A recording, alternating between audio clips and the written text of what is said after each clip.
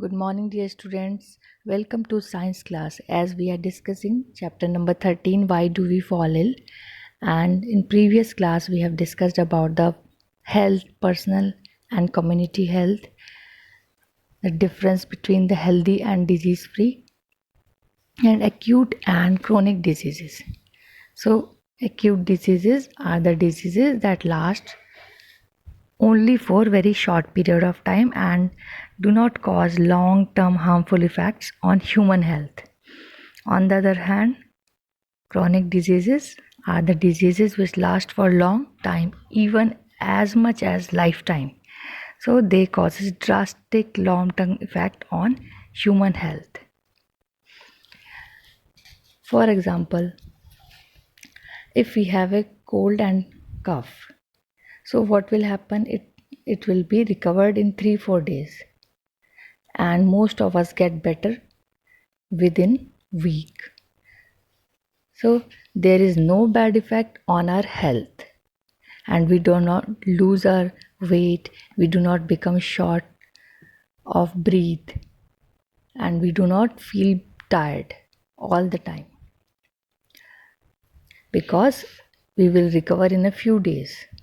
But if we get infected with chronic diseases, then being ill over the year does make us lose weight and feel tired all the time. So these are the bad effects of chronic diseases in our health.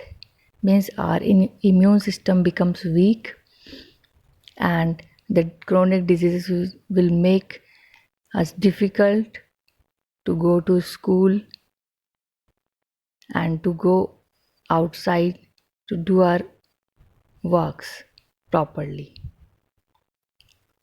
So we see that chronic diseases have very drastic long-term effect on pupils' health as compared to the acute diseases. Now, causes of diseases. Most of the diseases will have causes rather than one single cause. These causes of diseases are classified into two types. One is immediate causes. For example, if we eat or drink something which have bacteria, virus and fungi, protozoa like this, and they will enter in our body, so we get infected immediately. They are the immediate causes. Another is contributory causes, and these are also called the intrinsic or internal factors.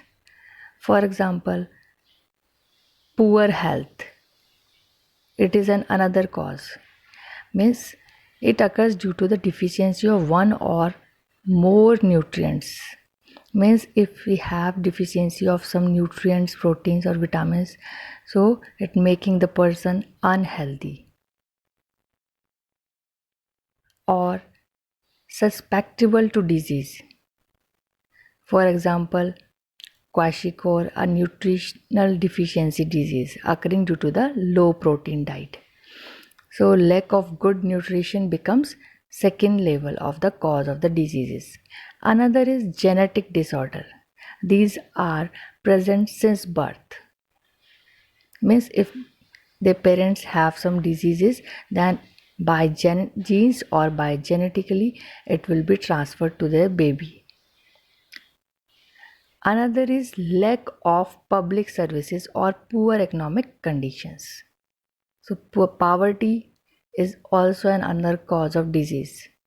Poverty also contributes to the cause of diseases because they cause, and we can say these are the third level cause of diseases. Infectious diseases and non-infectious diseases.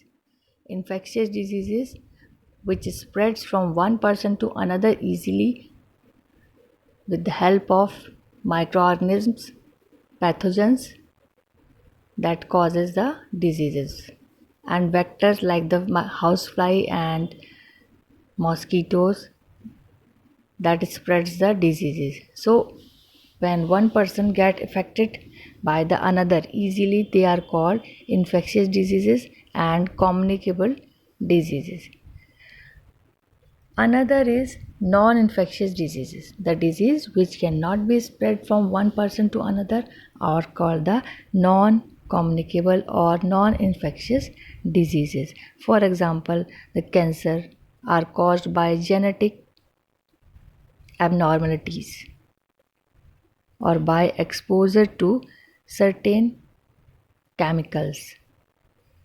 High blood pressure can be caused by excessive weight and lack of exercise. So these cannot be spread to another person. So they are called non-communicable diseases and non-infectious diseases.